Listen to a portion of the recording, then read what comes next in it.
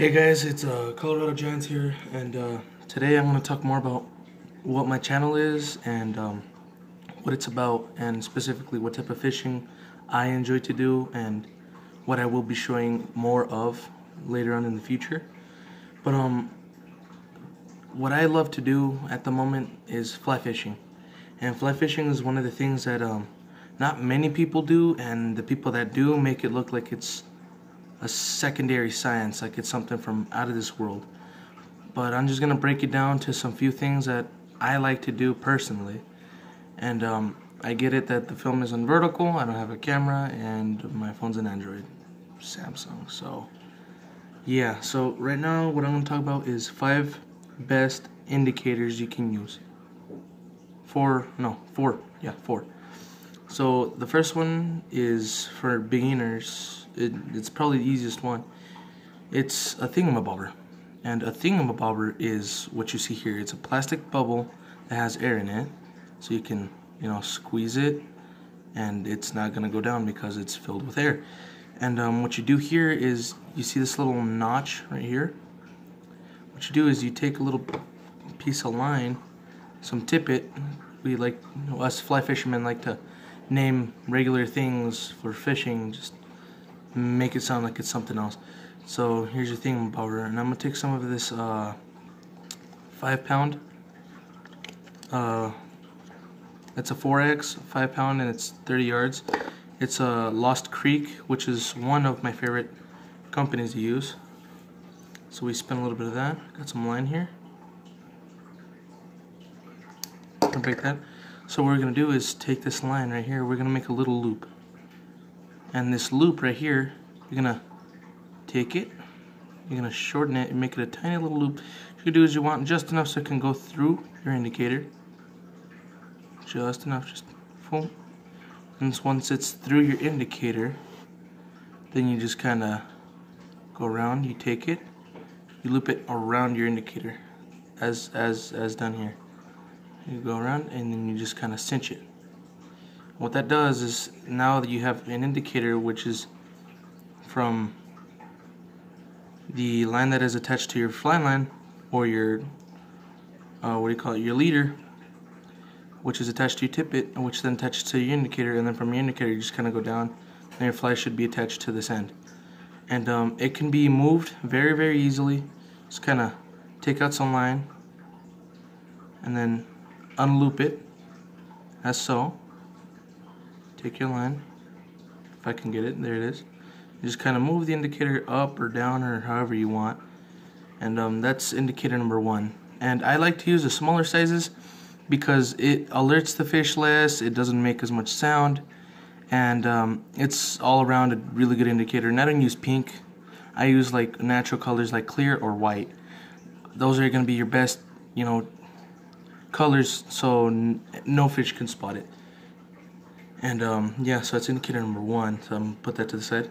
Indicator number 2 is good old hopper, or if it's not a hopper, then you use a bigger fly, generally something that's very buoyant and that won't get sunk. And so how you use a big fly as an indicator is, this fly is attached to your line, as shown here. So then that's attached to the main, to the main hole in your hook. And so then from there, that's just kind of there to indicate you when, so it's easy to spot, and it looks more natural. You see, it's an insect, so it's just an insect that's floating on top of the water, and then right down below, you can have your nymph. So right at the bend of your hook, as shown here, you can have line attached to it, and it's just going to run down however many feet you're going to be fishing or nymphing down to your secondary fly, which could be anything that you would use. What I use locally in my area is what you can see here. I use pheasant tails. Pheasant tails are the best thing to imitate any type of pattern, because pheasant tails aren't meant to resemble one thing. They're supposed to resemble you know, whatever's in the river that's moving around, from scuds all the way down to, you know, caddis, things like that. Put that one to the side. So I usually run that if I'm going to run a dry dropper, which is what this indicator rig is called. It's a dry fly down to a wet fly, which is a dry dropper. And then third indicator is these twist-on indicators. So with these twist-on indicators, what you can do is you take a little, your line, let's say you want it 4 feet, you take it there and you would measure it. What you want is you want this little like sharp end to the sharp end to point towards where your fly is. So when your line is, or when your indicator is going through, you can just boom, and then and it goes down, and it's a lot easier. And so what you do is you take your piece of line right here, and then you kind of go down, lock it in position. What you want to do is you want to grab these two ends and your line together. You want to pull and twist and twist. When you're twisting, you want to twist to opposite directions. And when you do that and you do it successfully, your indicator will not move. It will not move. And if not done right, as you know, you will know when it's not done right, because when you try to move it, boom, line comes all the way out, and it's no longer attached to your indicator. And then that's how a lot of people lose their indicators, because they're not sure how to use these. And these are just simple twist-ons. But anyways, that's out of the way. So that's number 3. Then number 4, which is probably my favorite, is these Palsa pinch on float. And the reason why these are some of my favorites is because these are the easiest ones to put on and take off. What you do, and they're very buoyant and sticky, so they will not move on your line. And so you just open the pack, you take it down. See, as you can see, I've already used some. I used 4. But yeah. So you take your line. All you gotta do is simply just take one off, put it on your finger so it won't get lost and it won't come off. Put these to the side, or just put them in your pouch. I have pouches on my fly vest, so I do that. And so then what you're gonna do is you want to take your line, go through the center right here, as shown. So the line is now going through both of these middle sections. All you got to do now from there is pinch. Boom, your indicator's on, and you can notice it has white and green.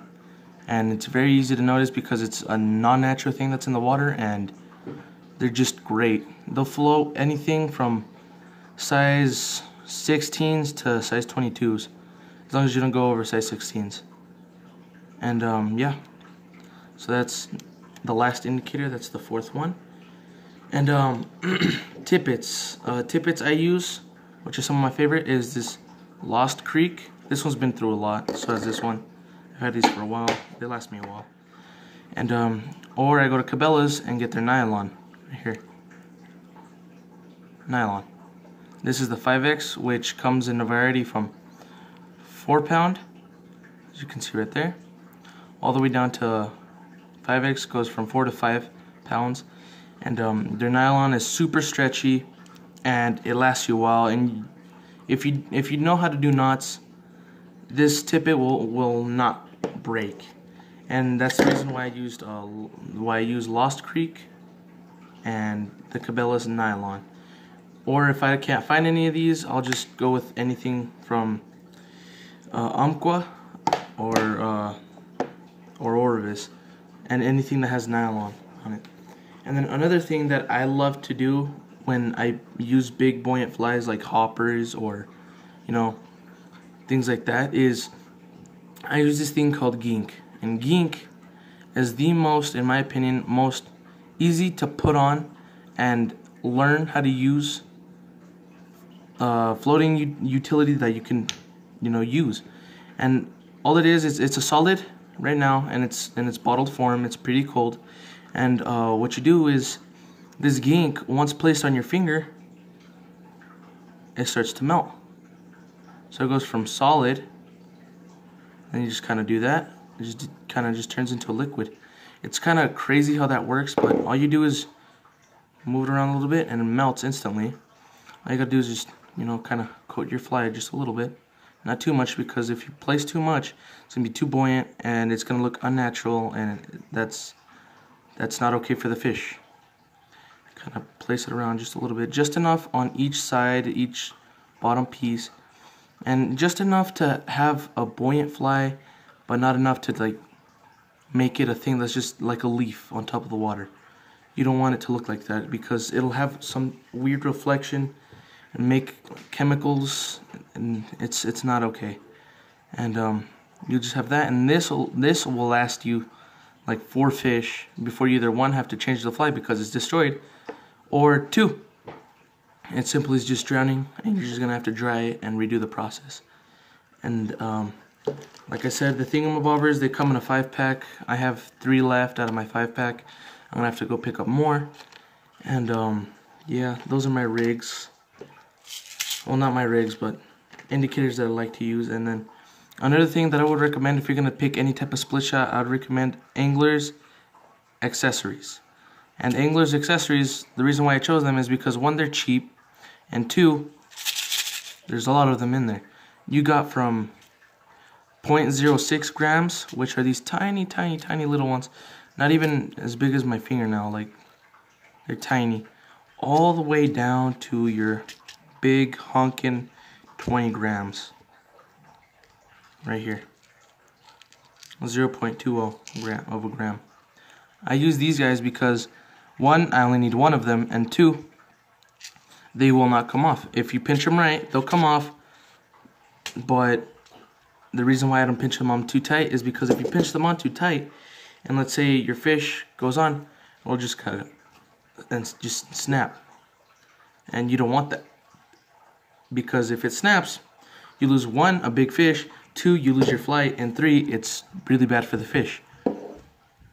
And to end the video, I'm going to be making more of these along the way, and right now I'm filming this at 10:16 at night, and I'm getting kind of tired. I've got a trip tomorrow, and yeah, those are the indicators, how to rig them, and the tippets. And yeah, like, comment, and share. Comment if you want more of these videos, more instructional or simple ways to cast, because this channel is not about bullshit. It's about making the sport of fly fishing more variable and more, easy to learn for new anglers, and new things to be taught for older ones. And yeah, subscribe.